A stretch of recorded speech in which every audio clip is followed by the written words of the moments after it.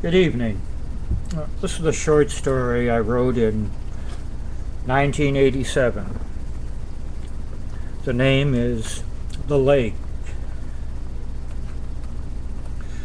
The heat was killing him. Under his feet, the tar bubbled and erupted with a snapping sound. His head felt as if it were ready to split open. He stopped wearily, bracing himself against the downward slope of the road, and adjusted the straps on his knapsack. The fatigue, heat, and incessant buzzing of the locust made him wince. He stood and looked down over the lake. Today, it was a cool, idyllic blue reflection of the sky.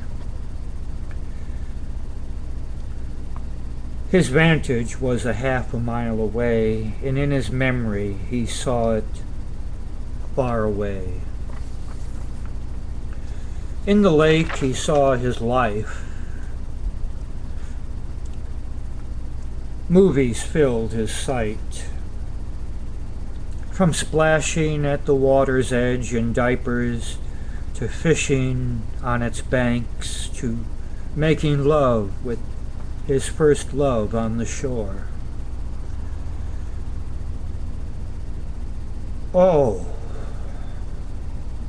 He gasped as the lake today returned before him. He began to walk slowly, eyes fixed on the roadside. An incessant succession of thoughts flooding through him, drowning him in despair. The overbearing heat sapped his little remaining strength. He stopped at the side of the tar and gravel road and stooped to pick up a rock. Scrutinizing it, he spoke out loud. Just right. He placed the rock in the knapsack and wiped the sweat from his forehead,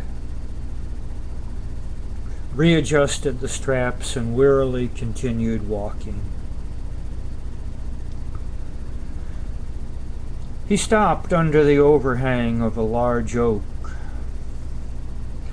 The scars of amputated branches on the lower trunk marked it as a survivor of its struggle to retain its place despite encroachment by the county road crew.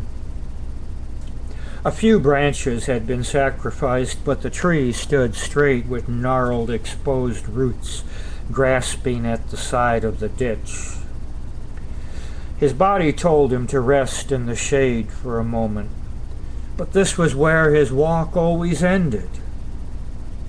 It was here he always sat and changed his mind, turning back, never making it to the lake.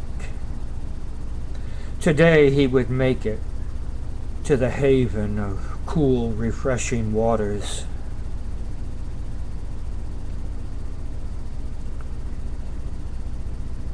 Looking down, he spoke out loud to himself, for he was utterly alone. What do you know? Just the right size. He stooped and picked up a stone slightly larger than the previous one. After putting it in his sack and readjusting the straps on his shoulders, he continued his pilgrimage, wavering from his load down the hill. God, it's getting hotter. It's got to be over 100, he thought. The heat no longer seemed to be outside of him. He felt as if he were burning up from within. The pain in his head pulsated to the frequency of the whining locust. Keep going, he urged himself. With each step the landscape blurred. The whining of the locusts, the burning heat, the screaming pain all seemed to meet together in his head. He raised his hands to wipe his brow and fell to the ground.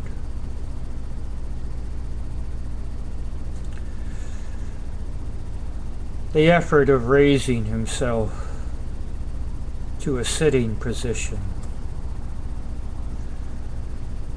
soaked him with sweat.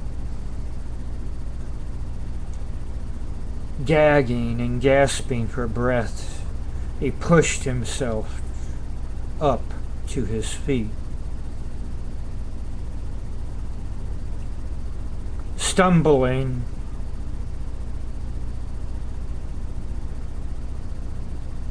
he woke before he fell again and found himself sitting on the edge of his bed.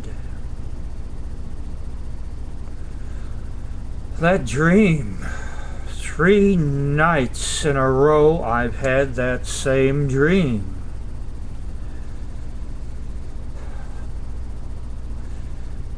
Turn off the alarm, will you? The sound hurt.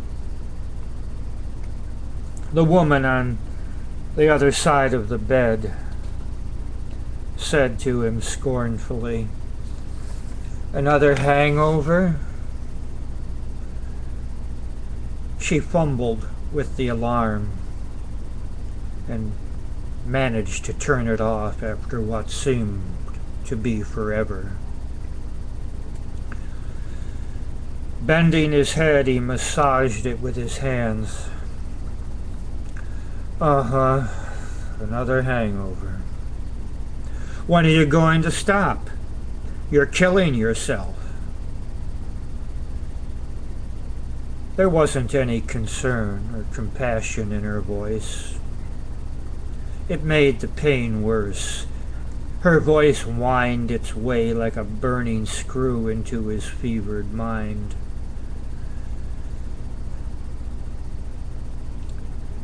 He turned and looked at her.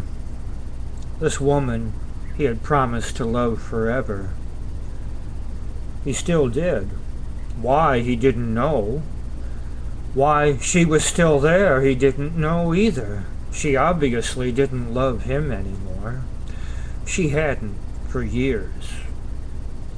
To himself, he answered her question.